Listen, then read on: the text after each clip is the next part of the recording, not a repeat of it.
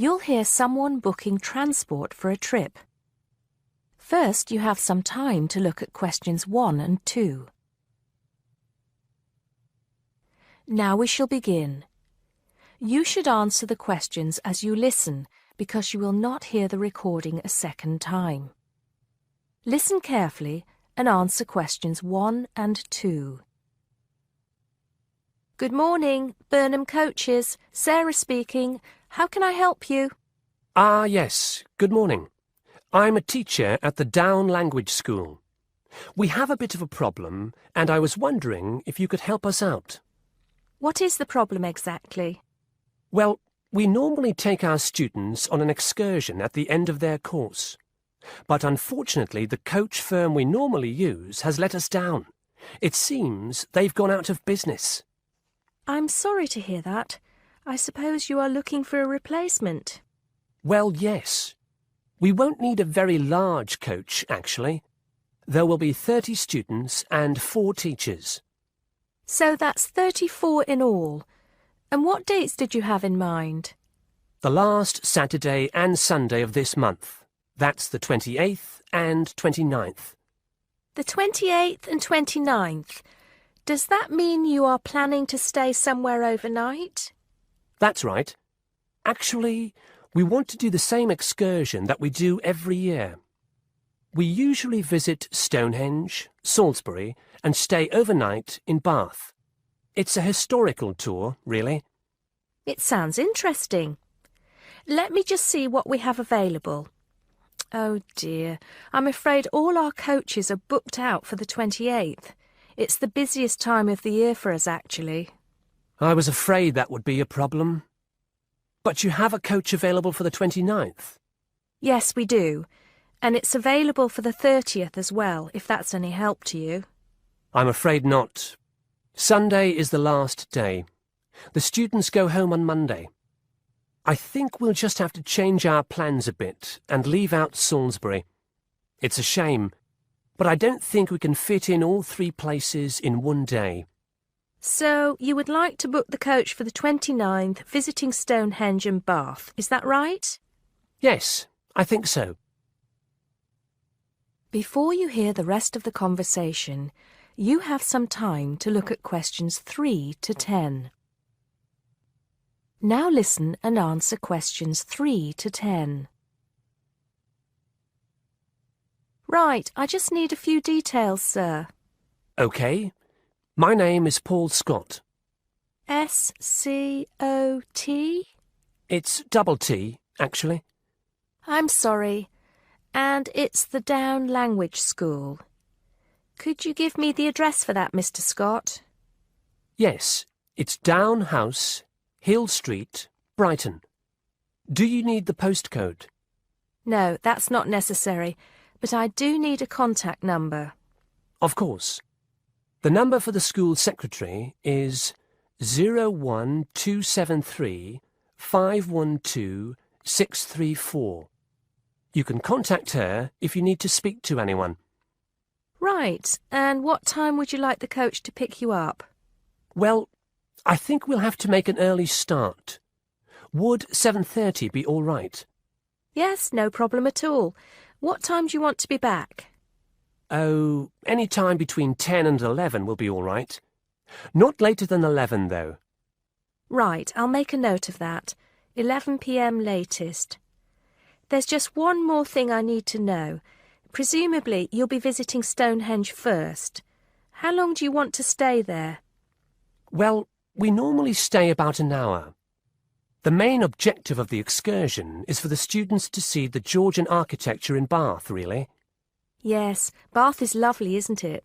I was there myself a couple of years ago. I thought the Royal Crescent was absolutely stunning. I hadn't realised how large it is. Well, I think that's all I need to know, Mr. Scott. Thank you for booking with us. Just a minute. There's one thing you seem to have forgotten. How much will this cost? Oh, I'm terribly sorry. I was thinking about Bath. Just bear with me a moment. Yes, it's a round trip of 300 miles and a total time of 16 hours for the driver. For a 45-seater coach, That will be a total of £500, including tax and insurance.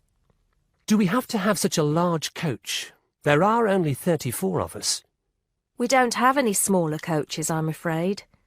Oh well. At least we won't be cramped for space. When do we have to pay? We require a 20% deposit to confirm the booking. I suggest that you do that as soon as possible, today if you can. The balance you can give to the driver if you're paying by cheque. Have the cheque made out to Burnham Coaches. I think that'll be all right. I will have to check this with the school accountant, but if all is well, I'll arrange for someone to bring you the deposit within the next 2 hours. That'll be fine, Mr. Scott. Well, thank you very much indeed. Goodbye. Goodbye. That is the end of part 1. You now have half a minute to check your answers. Now turns to part 2. Part 2. You will hear the overseas student officer talking to some new students about the arrangements for an excursion to Ironbridge. First, you have some time to look at questions 11 to 15. Now, listen carefully and answer questions 11 to 15. Hello everyone, my name is Pamela Sutcliffe and most of you already know that I'm the Overseas Student Officer here at Salopian Technical College. Next Tuesday, the 28th of September, we have arranged an excursion for all new students to the important historical town of Ironbridge. We are hoping you'll all come, because not only is the history of Ironbridge very important and interesting, but also an excursion like this is a relaxed and fun way to get to know each other. Ironbridge is about 55 kilometres from here, and we'll be travelling by the college bus, which holds 40 people. If there are more than that, we'll bring a couple of staff cars as well, though I might ask you to indicate on the list if you have a car and would be willing to take a couple of passengers. The list I'm referring to is up there on the student notice board, and if you would like to come on Tuesday, would you please add your name as soon as possible? By the way, could you please print your name clearly? I know some people have wonderful signatures, but often I'm afraid I can't read them, which can cause problems. So if we need extra transport and you could bring your car, can you tick the car column next to your name? Could you also add your student number and your telephone number, just in case there are any last-minute changes and we have to contact you? The other information I need to give you is about lunch. There's a very nice little restaurant in Ironbridge which gives a 15% discount to the college when we bring groups. That means lunch is only about £4, and they do good vegetarian meals too, so it's usually no problem for those of you on special diets. But if you prefer to eat your own food, that's fine too, either on the bus or in the park. But I'd encourage you to try the restaurant. Now, talking of costs, I should tell you that the bus will only cost you £10, and if you bring your car, we'll pay for the petrol, so you get a free trip in return for driving there. Will you please sign up by Saturday at 6 p.m. at the latest? The list is closed after that. We will depart at 9:30 a.m. sharp on Tuesday morning, so please make sure that you arrive at least 15 minutes before so that you can find a seat and get settled on the bus. Before you hear the rest of the talk, you have some time to look at questions 16 to 20. Now listen and answer questions 16 to 20. The college bus garage is behind the engineering workshop. It's quite easy to find. If you come here to the Student Union building, Then walk east down the avenue until you get to the childcare centre on your left. And then turn left and walk past the sports centre and the tennis courts, which are both on your left. Cross over Central Square and opposite you is the engineering workshop. Walk around the back and you'll see the bus.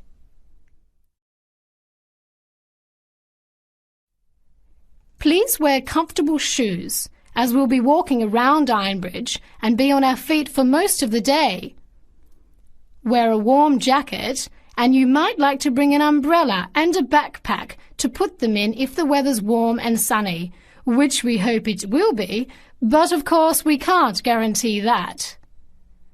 Certainly bring your cameras and any snacks or drinks for the bus journey there and back, which should take about an hour and a half each way. You should all check the notice board on Monday, and we'll also put a note in your mailbox to confirm arrangements, so don't forget to check it. Now, why are we visiting Ironbridge?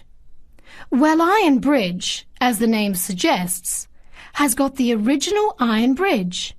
That is, the first ever iron bridge in the world.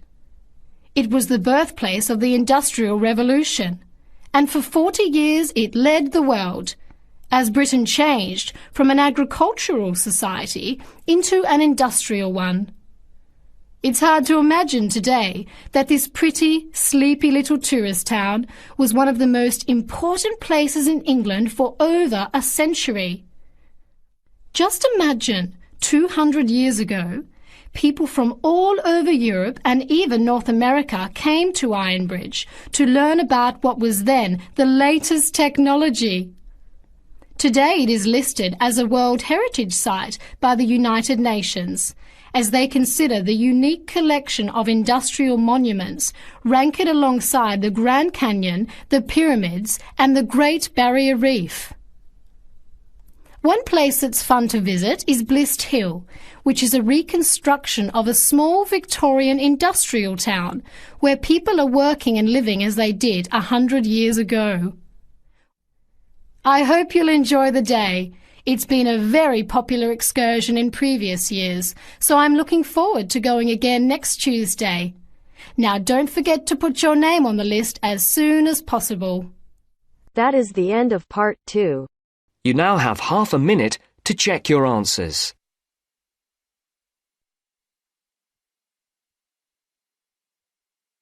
Now turns to part 3. Part 3.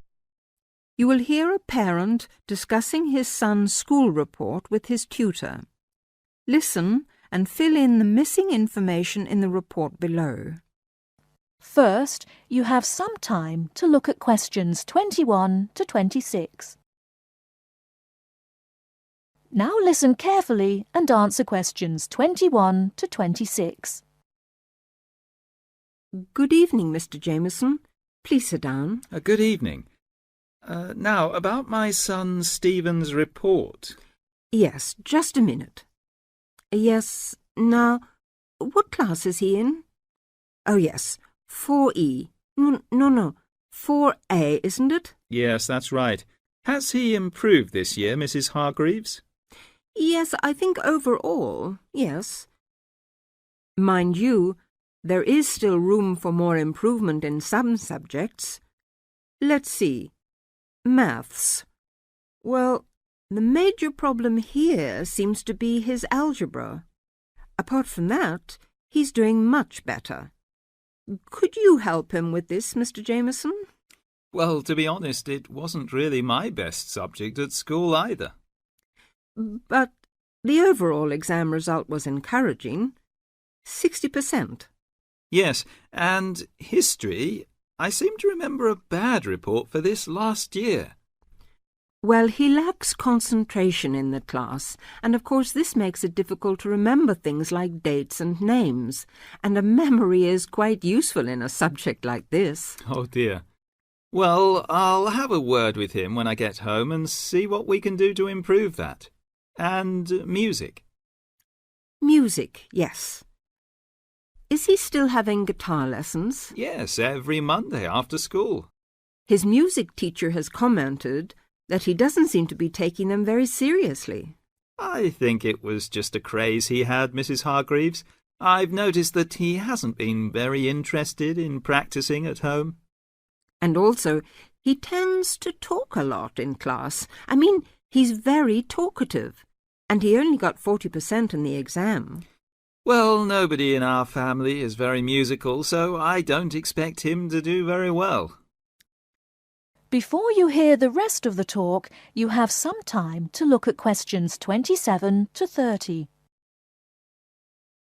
Now listen and answer questions 27 to 30. Looking at his geography result, though, there has been considerable improvement, 64%. Yes, I remember him working at home a lot for some sort of project or something on... now, where was it? India, I think. No, on China. Yes, yes. And it was an excellent piece of work. I saw it myself and was very impressed. And his art classes have also been going better this year. Yes, he became very interested in pop art after the school and went to the local art gallery to see the pictures there. His bedroom wall is covered with posters from the shop. Yes, and 58% is not bad for his exam result, considering how low it was last year. And now French. It seems that he has really taken to speaking a foreign language. We hoped he would, because it's important to know another language these days, isn't it? Yes, quite. That's why we paid for him to go to France last Easter, so he could practice more. Well, it seems to have done the trick. 80% is a very good mark. Now, Mrs. Hargreaves, I'd just like to ask you one more thing about... That is the end of part 3. You now have half a minute to check your answers. You will hear a postgraduate psychology student talking to other students about a job satisfaction study he has investigated. Before you listen, you have some time to look at questions 31 to 40. Now listen and answer questions 31 to 40. Good morning, everyone. For my presentation today, I'm going to report on an assignment that I did recently. My brief was to analyze the methods used in a small study about job satisfaction, and then to make recommendations for future studies of a similar kind. The study that I looked at had investigated the relationship between differences in gender and differences in working hours and levels of job satisfaction amongst workers. For this purpose, employees at a call center had been asked to complete a questionnaire about their work. I'll summarize the findings of that study briefly now. First of all, female full-time workers reported slightly higher levels of job satisfaction than male full-time workers. Secondly, female part-time workers reported slightly higher levels of satisfaction than female full-time ones did. On the other hand, male part-time workers experienced slightly less job satisfaction than male full-time workers. But although these results seemed interesting and capable of being explained, perhaps the most important thing to mention here is that in statistical terms, they were inconclusive. Personally, I was surprised that the findings hadn't been more definite, because I would have expected to find that men and women, as well as full and part-time workers, would experience different levels of satisfaction. So I then looked more carefully at the methodology employed by the researchers to see where there may have been problems. This is what I found. First of all, the size of the sample was probably too small. The overall total of workers who took part in the survey was 223, which sounds quite a lot, but they had to be divided up into subgroups. Also, the numbers in the different subgroups were unequal. For example, there were 154 workers in the full-time group, but only 69 in the part-time group. And amongst this part-time group, only 10 were male, compared to 59 who were female. Secondly, Although quite a large number of people had been asked to take part in the survey, the response was disappointingly low. A lot of them just ignored the invitation. And workers who did respond may have differed in important respects from those who didn't. Thirdly, as the questionnaires had been posted to the call center for distribution, the researchers had had very limited control over the conditions in which participants completed them. For instance, their responses to questions may have been influenced by the views of their colleagues. All these problems may have biased the results. In the last part of my assignment, I made recommendations for a similar study, attempting to remove the problems that I've just mentioned. Firstly, a much larger sample should be targeted, and care should be taken to ensure that equal numbers of both genders and both full and part-time workers are surveyed. Secondly, the researchers should ensure that they are present to administer the questionnaires to the workers themselves. And should they require the workers to complete the questionnaire under supervised conditions so that the possibility of influence from other colleagues is eliminated. Finally, as workers may be unwilling to provide details of their job satisfaction when they are on work premises, it's important that the researchers reassure them that their responses will remain confidential, and also that they have the right to withdraw from the study at any time if they want to. By taking measures like these, the reliability of the responses to the questionnaires is likely to be increased, and any comparisons that are made are likely to be more valid. So, that was a summary of my assignment. Does anyone have any questions? That is the end of part 4.